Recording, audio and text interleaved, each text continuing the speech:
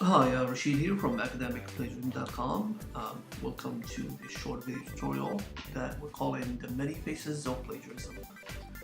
So in the next couple of minutes, we're going to look at two things. The first one is try to answer the question, why do students plagiarize? And in the second part of this tutorial, I'm going to give you a few tips on how to avoid plagiarism and how to make sure you don't plagiarize accidentally in your writing. But first, let's take a quick look here at the Oxford definition of the word plagiarism. So according to the Oxford Dictionary, plagiarism is the practice of taking someone else's work or ideas and passing them off as one's own. So here, as you can see, essentially the definition of plagiarism goes beyond just copying a person's words. It includes intellectual property in its much broader sense. But before we answer the question, why students plagiarize, I would like to make a clear distinction between two forms of plagiarism. The first one is intentional, of course, and the second one is the unintentional or accidental plagiarism. Obviously, intentional plagiarism is a disgraceful and calculated attempt to cheat, while unintentional plagiarism is not necessarily ill-intentioned, but it is still considered a violation of academic integrity. So let's take a quick look here at the first one, intentional plagiarism. So intentional plagiarism includes many ways to cheat in a way intentionally. One of them is copying and pasting verbatim, which means word for word, from internet sources, from Wikipedia, from books, from journal articles. Sometimes students would just make a few changes to the vocabulary or the structure of the original source and present it in their writing as their own ideas and their own concept. That is also considered plagiarism. Asking somebody else to write a paper for you obviously is plagiarism. Students often would ask a friend or a relative, a roommate, to write their paper for them. Some students go even further and pay somebody else to write their paper for them.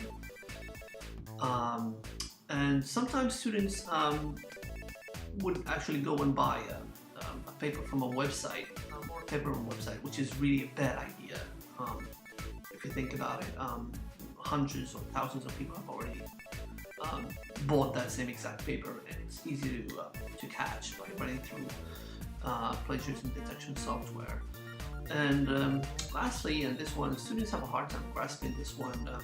You can't really resubmit the same paper that you submitted for one class or for a specific assignment and kind of recycle it and submit it as a new assignment.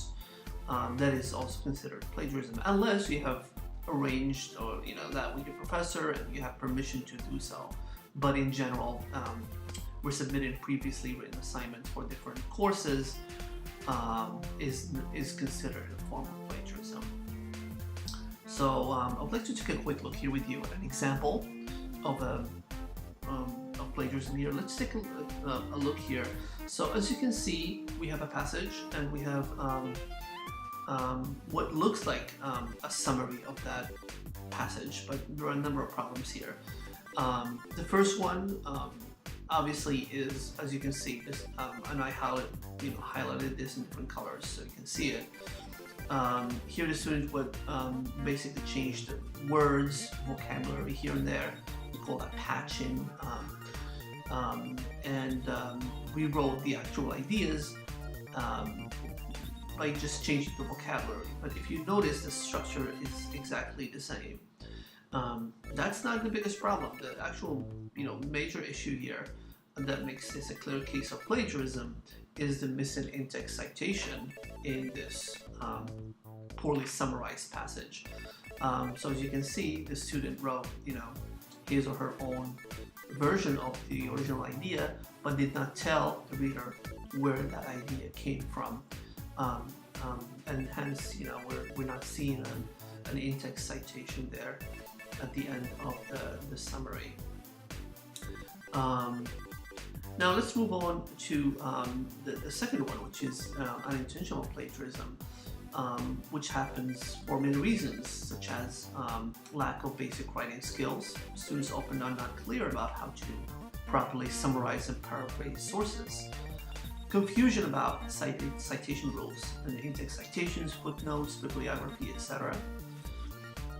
Poor note-taking skills,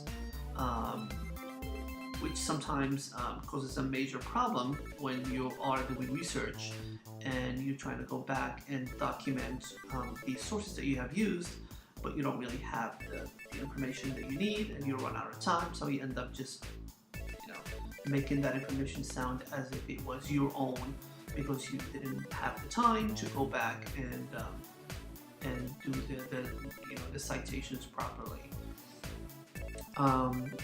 In many cases, students have poor library and research skills. So finally, our advice is, obviously don't plagiarize, because whether you plagiarize intentionally or inadvertently, it's a big problem and you've taken a big risk. The first one, obviously, you might fail the course, and there are many instances where students actually get kicked out of their school because of plagiarism. So our advice is learn the basics of proper citing, paraphrasing, and summarizing. And we have great resources, we have great tutorials to help you, to walk you through the process of first understanding the difference between these three things, between citing, paraphrasing, and summarizing. But we also have resources to show you how to properly cite, how to properly paraphrase, and how to correctly summarize text.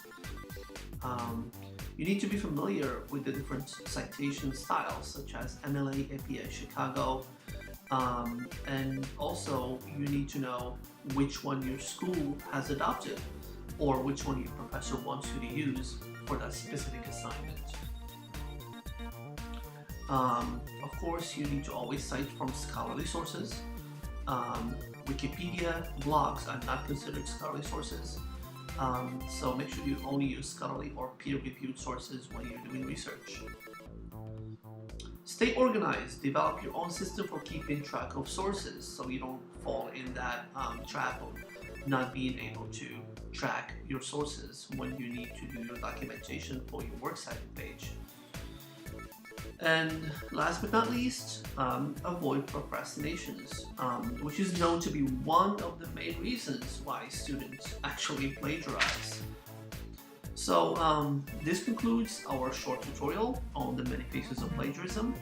For more, please check our resource page on academicplagiarism.com, and thank you for watching.